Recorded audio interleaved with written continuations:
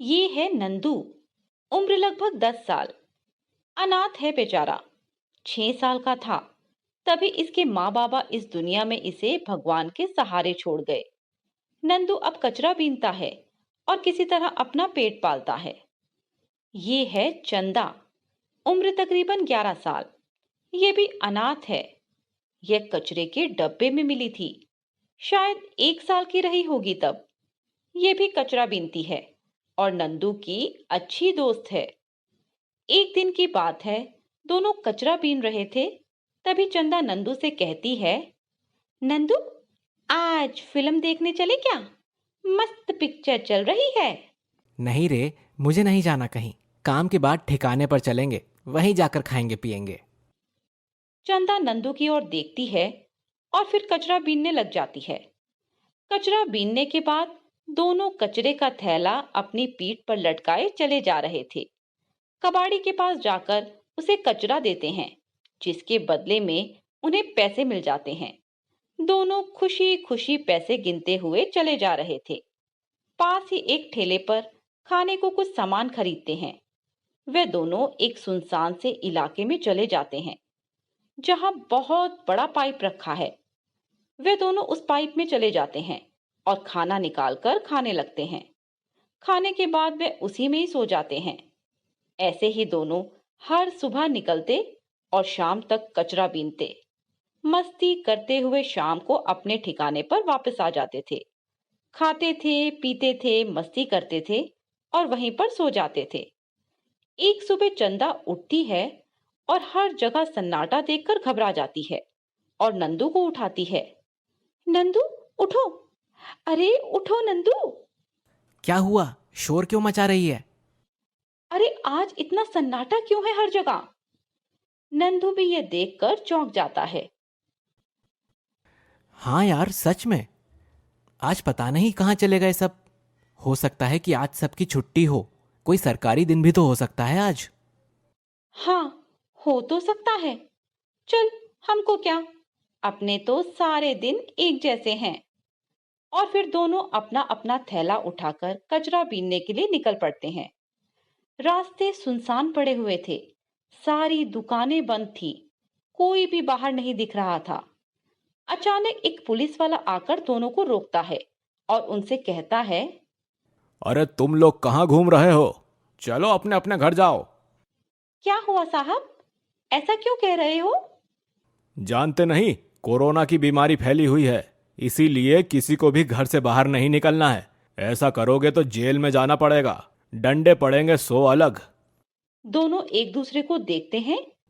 चलो चलो, अब जाओ यहाँ से। दोनों एक दूसरे को देखते हैं और वापस अपने ठिकाने की ओर रवाना हो जाते हैं। रास्ते सुनसान पड़े हुए थे।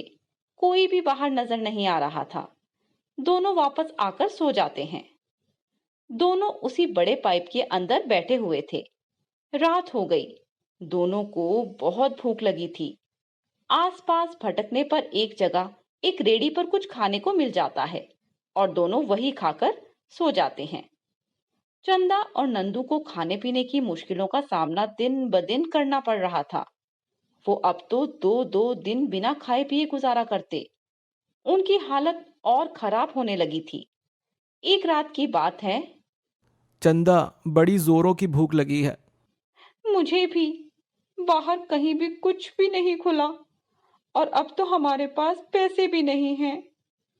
अब क्या करें? मुझे तो भूख के मारे नींद भी नहीं आ रही है। अच्छा चल, हम कुछ खाने का इंतजाम करते हैं। दोनों अपने ठिकाने से बाहर निकलते हैं और छुपते छुपाते शहर में घूमते हैं। दुकानें, होटल, सब कुछ बंद था। कहीं कोई खाने पीने की चीजें दिखाई नहीं दे रही थी।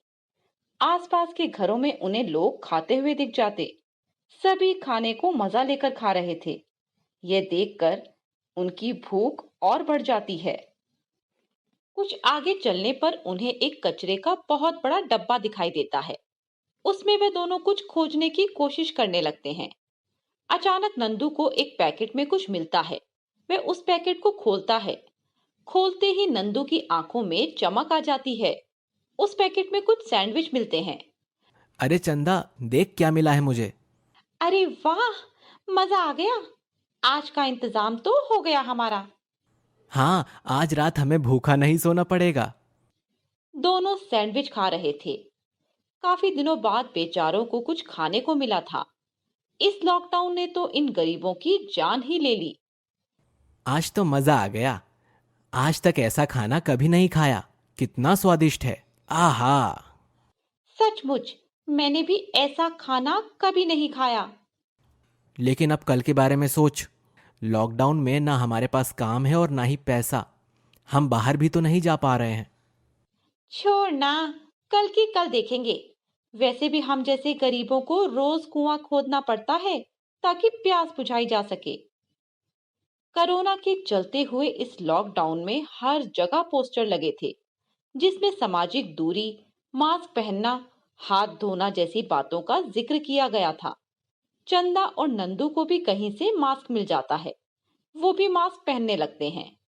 वो दिन भर इसी पाइप में ही पड़े रहते थे। काम धंधा बिल्कुल चौपट हो गया था।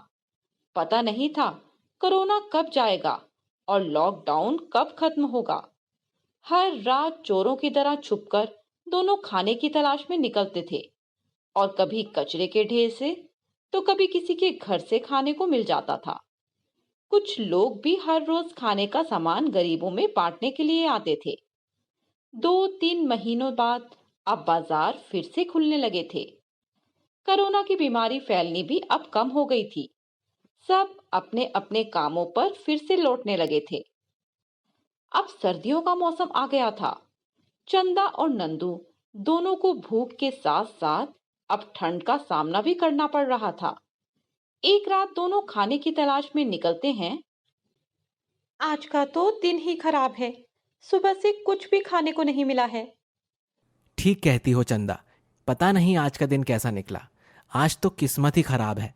कहीं कुछ नहीं मिल पा रहा। दोनों छुपते छुपाते जगह जगह भटक रहे थे। चलते चलते रास्ते में नंदू को एक पर्स पड़ा मिलता है। वो पर्स को उठा लेता है। नंदू पर्स को खोलकर देखता है तो उसकी आंखें फटी की फटी रह जाती हैं। उसमें ढेर सारे पैसे रखे थे। दोनों बहुत खुश होते हैं। मजा आ गया आज तो। अब हमें खाने की कोई दिक्कत नहीं होने वाली। क्या सोच रहा है नंदू? चल, कहीं चलकर खाने का इंतजाम करते हैं। नहीं, किसी और के पैसे हम नहीं ले सकते। जिसका ये पर्स है उसे खोजकर हमें ये लौटा देना चाहिए। क्या बात कर रहा है नंदू? पागल हो गया है क्या तू? कितनी अच्छी किस्मत से हमें ये पैसे मिले हैं। भगवान ने जब हमें ये इनाम दिया है तो अब तो इसे लौटाने की बात कर रहा है और उसको लौटाने की बात कर रहा है जिसका अता पता भी हमें मालूम नहीं। एक बार देखें तो सही। क्या पता इसमें कोई एड्रेस ही मिल जाए। दोनों अच्छी तरह से पर्स को देखते हैं लेकिन उसमें पैसों के अलावा कुछ भी नहीं रखा था। इसमें तो कोई एड्रेस वेड्रेस नहीं लिखा।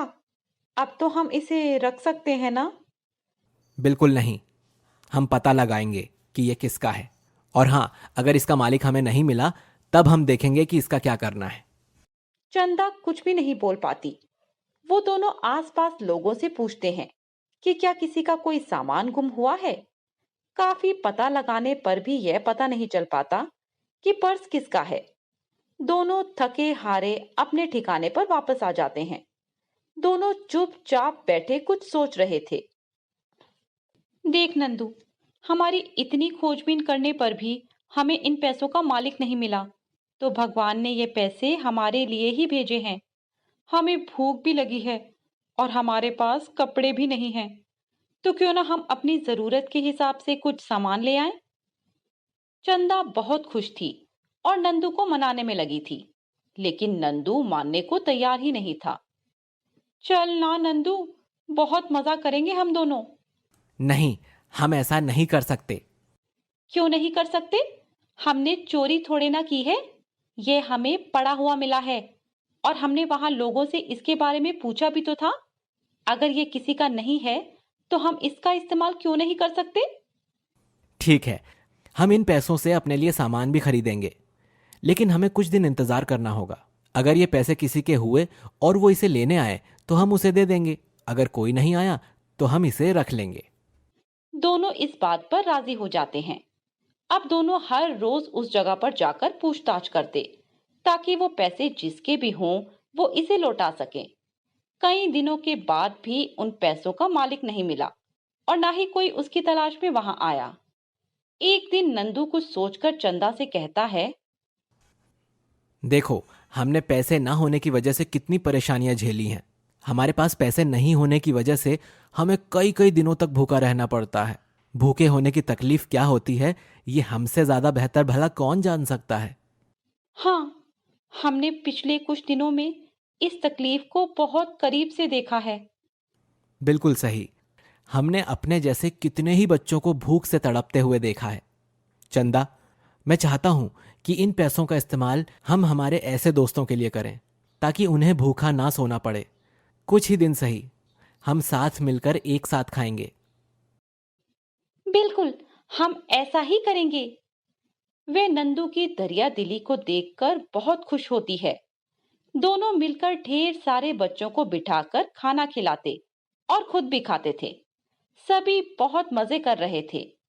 सभी के चेहरों पर खुशी साफ दिखाई दे रही थी। नंदू और चंदा को गरीबी और भूख के दलदल में होने के बावजूद उन्हें दूसरों की तकलीफों का बखूबी अंदाजा था। काश हम भी दूसरों की तकलीफ को ऐसे ही समझ सकें, तो इस दुनिया में जीना कितना आसान हो जाए।